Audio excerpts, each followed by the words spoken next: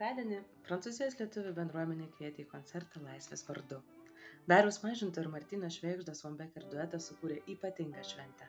Paryžiaus 17 rajono merijoje susirinko beveik 200 svečių. Juos pasveikino Lietuvos ambasadorius Prancūzijoje Nerijus Aleksiejūnas, meras Geoffrey Boulard, garbės konsulo pirmininkė Anne-Marie Goussard. Tarp susirinkusių buvo ir Ukrainos bendruomenė bei jų pirmininkas ir Baltarusių demokratų bendruomenės aktyvistai. Švęsdami Lietuvos laisvę šiandieninio karo kontekste, nors ir simboliškai, bet prisidėjome prie paramos Odesos vaikams. Loterijos metu surinkti 355 eurai, kurie jau perduoti Ukrainos organizacijai. Šeštadienio vakaras – tai susitikimas, kuris buvo skirtas Ugnės Karvelis atminimui.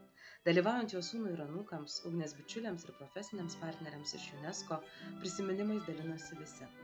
Skambant Martyno ir Dariaus muzikai stebėjome būtent šiam susitikimui sukurtus Henriko Gulbino dokumentinius kadrus iš Ugnės gyvenimo.